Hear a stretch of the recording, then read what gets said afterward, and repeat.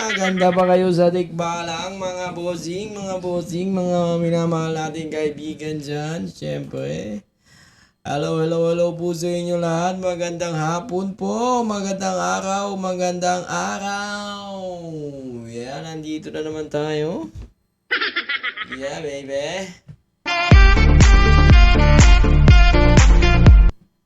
Welcome back po sa isang confidential serye. Ating pag-uusapan na naman ang bida-bidang si Inday. Siyempre. Inday sa badiday.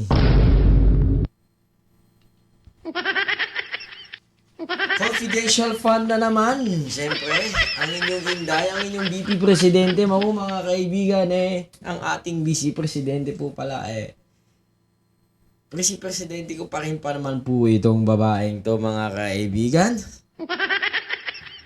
Kasi siya po ang pangalawang Pangulo ng Republika ng Pilipinas. Ano man ho ang ating sabihin sa kanya, siya pa rin ho ay halal. Halal ho ng mahigit 32 milyones, mga kaibigan. Ito na. Sabi ni Inday, bakit daw dinadamay ang kanyang mga tauhan?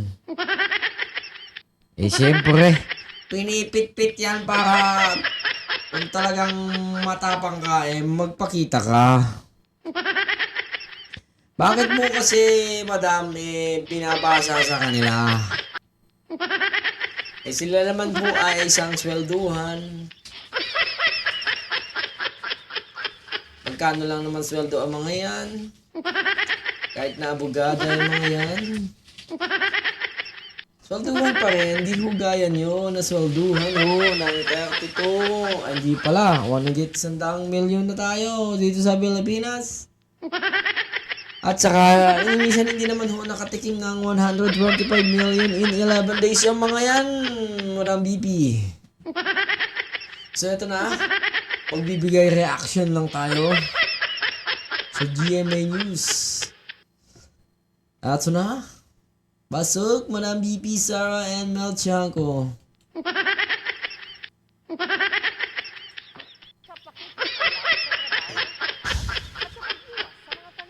Pagsasabi ng bise na nadadamay na umano ang kanyang mga tauhan dahil umano sa politika. Nadadamay na ang iyong mga tauhan sa politika. Interaction na naman. Diba? Di ka ba naawa? Sila yung kinukulong. Kung ama mo handang magpakulong sa mga Pilipino, ikaw naman ay handang magpakulong ng mga tao. Hindi ho natin alam kung ano ang pakakahinatnan ng bansa kung ito ho ang magiging presidente.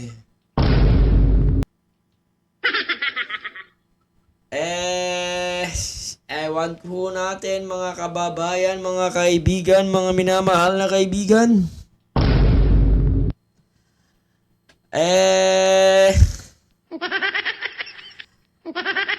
Tuloy natin.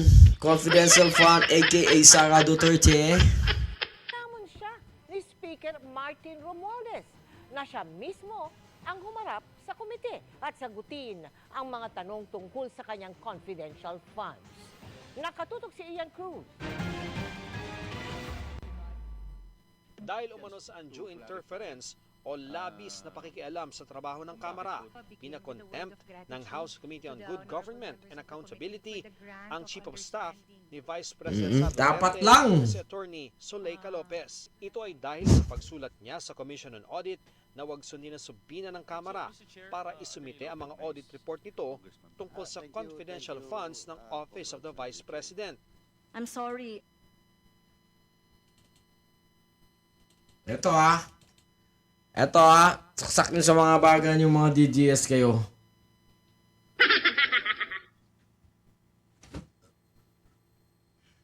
Ang source ng CODCOM ay ang Congress, ang Good Governance ay ang COA. Ang sinasabi po ng mga DDS na yan, bakit daw okay sa COA? Eh, sa Congress, hindi.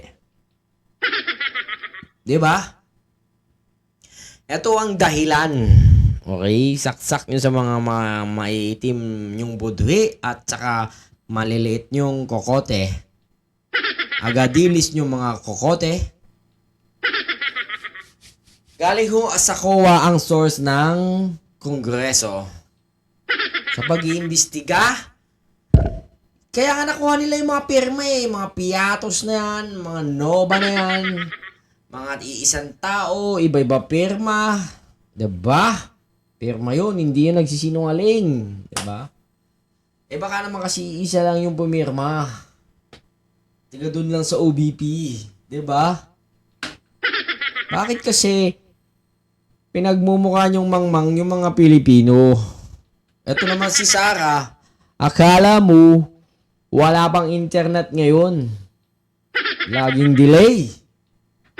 Eh, ang internet to ngayon, eh, isang post lang sa social media, eh, kakalat ho at kakalat yan.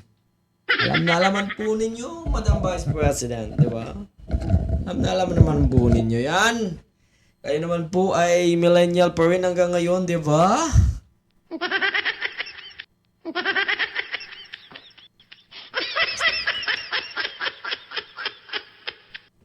Diba? O, diba? Why naman ganun, diba? 125 million in 11 days? What the fuck? Huwag naman ganun. Napaka-bastusan lang, madam, ha? Binoto na naman kayo ng mga digilis. Ewan. Hindi ko alam kung didilis bumoto sa inyo.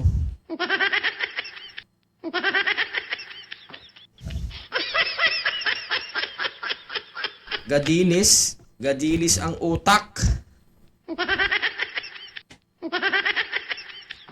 Yawa.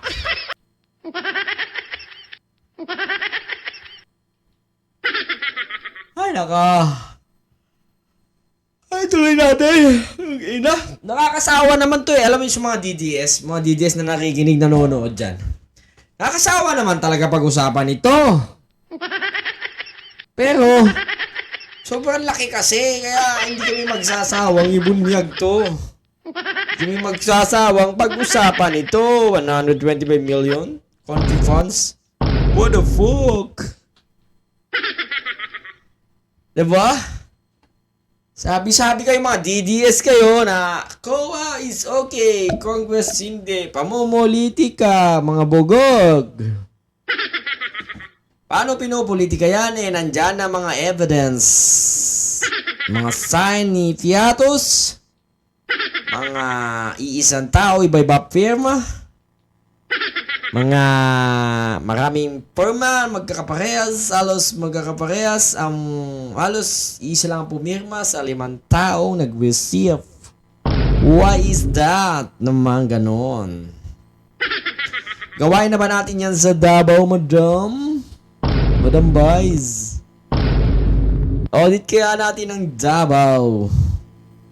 Saan napunta? Yung mga confidential fund ng city ng Davao. Tutuloy natin ha. Kawawa naman to si Mrs. Lopez. Sa kulungan weekend. Weekend ba? Kailan ba kinulong to? Diba? Dapat kasi kumanta na. Diba? Kanta na. Once na kinulong ka, kanta ka agad. Pinapunta ako ni Vice President Sara para magsinungaling. Yay. So. Sayawan na lang natin to. Nakaka-stress naman eh. Talagang nakaka-stress para sa mga DDS. Attorney Lopez, no? Dahil ikaw yung nakapirma dito. Mm-mm. And according to our rule, one of the The rule reasons is the rule on the undue, of is the undue interference kababayan in the conduct natin. of proceedings. Ayan, So no? may I move, Mr. Chairs, na nag-violate si Attorney Lopez dito sa ating proceedings or doon sa ating trabaho. Si, ano naman, no? Alam niyo si Castro, alam mo yung, ano yung tawag doon? Pinabili mo lang ng suka, bukas congressman na. Yung, ewan ko sa party list na to. Takbo kaya ako party list. Tapos, siyempre, mag-appoint na lang ako ng ng abogado ko, di ba? Chief of Staff, Attorney Mendoza. Putang ina, di kampanilya ang abogado. Di ba? Ang aking Chief of Staff, Attorney Mendoza. Di ba? Shit! Tama, kasi ting mas social, mas na kongresista. Visit naman, no. But anyway, nandyan na yan. Let's talk about the confidential fund, di ba? This is not business. This is money coming from the People's Republic of the Philippines that we got to with the OBP and DepEd and the OBP. Ang dami kong basher yung isang video ko sa Facebook, no? May nagbabanta. Merong tanga daw ako. Di daw ako nagbabasa. Basahin nyo ito, mga didilis na gamote ang utak. Sabihin na naman, bangag. Alam mo, ganyan yung mga supporters ni Duterte, no? Makita lang na lubog yung mata. Lubog yung panga. Yung pala, wala makain, laging puyat. May sakit, di ba? Teteng to mga to. Yawa kayo mga didilis kayo. Araw-araw talaga kayong babakbakan. Lamok ng hayop na lamok na to. But anyway, ate, let's continue. May I move to cite Attorney Lopez in contempt, Mr. Chair.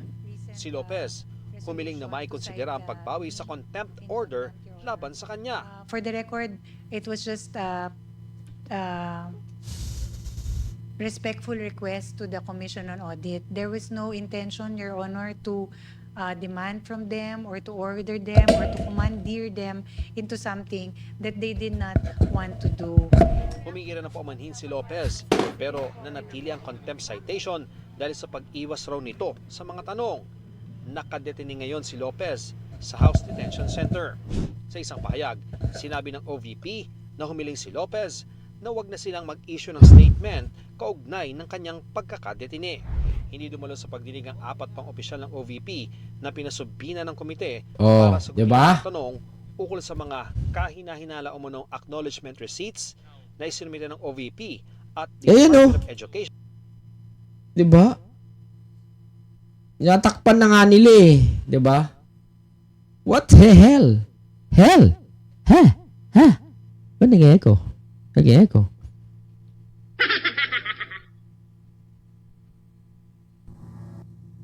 Nag-echo? Hello? Bagyo.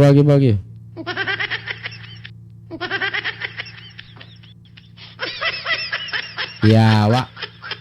So yan mga kaibigan, mga DDS, mga loyalista, mga taong nilalang sa balat ng Pilipinas, balat ng lubang Pilipinas, lubang hinirang Pilipinas. Andito yung mga magkakaibang perma na hindi naman pinapagkita, tinatakpan. Why naman? Why yung tinatakpan?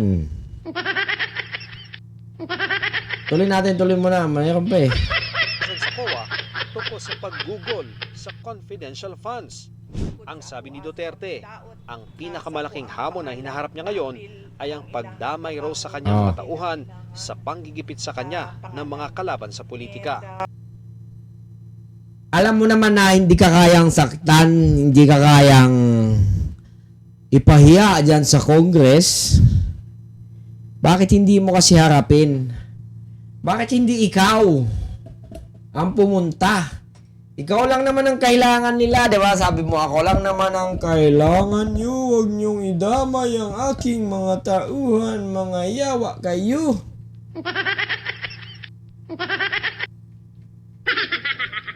Pero, bakit hindi ka pumunta? Madam, why is that? Pumunta ka kasi.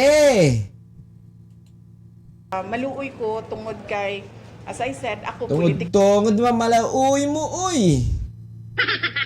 man ko, mga politiko, gubaon magina imuhang pangalan because there's a race, no? So, para makalamang ang kalaban, mandaot yun na sila o ilahan Ito kakompetensya sa politika. masyado lang praning si BP, no, sa ganyang pananalita, no? Vice President siya, di ba? Vice President siya. Yung tumitira sa kanya, congressman lang, hanggang distrito lang. Di ba? Ano laban ng mga congressman sa kanya? Elected siya ng national. Yung mga yan, district lang. Di ba? Analyze it, man. Nasaan ang politika doon? Ha? Ang tagal pa ng 2028. Napakatagal pa ng 2028, Madam Vice President Sara Duterte Carpio Zimmerman Digong. Diba? Para sa aking ordinaryong Pilipinong magbubungkal ng lupa, wala hong bahay ng politika yan. Hindi talagang sadyang ebidensya lang, diba? Let's talk about the evidence, di ba? You know, let's talk about the evidence, not the politics. Alam mo yung mga iba dyan, iyan sa mga ano yan, yung iba re-electionist lang, yung iba tumatakbong gobernador, yung iba tumatakbo ng hindi na tumatakbo, di ba? Nag-retire na. Masyado kang praning, Sara, Bibi. Isang panayam, sinabi ni Speaker Martin Romualdez na sa halip na kanyang mga tauhan, dapat ang bise mismo ang humarap sa komite at magpaliwanag tungkol sa paggamit ng kanyang confidential funds. Hindi dapat na siya sumipot at mag-oath at magsalita at mag-explica kasi lahat ng mga opisyalis niya siya lang yata may alam kung ano nangyari sa mga Tama convoy. naman, Dapat di ba? sila mag-explica. Huwag niyo lang yung bigay sa mga officials ng OVP. Alipores niya, kamo. Para sa GMA Integrated News, Ian Cruz.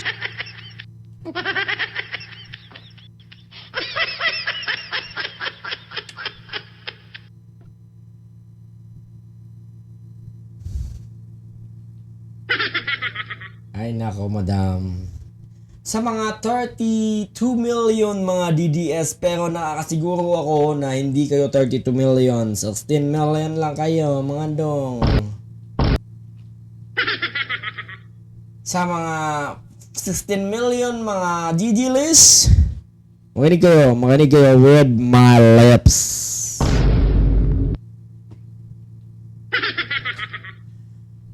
So, sabihan nyo yung Sara nyo, BP nyo, Digong nyo na umattend ng hearing. Kunin niya yung papel, diba? Ito, papel. Sampal niya, pak! Mahilig naman siya manampal eh, diba? Manapok. So, ang gagawin niya lang, bring the papers, diba? Kahit pa isang truck na papel yan, dali mo doon. Pakita mo, ito, diyan ko ginasto ang pera ng bayan. Fuck! Yaw!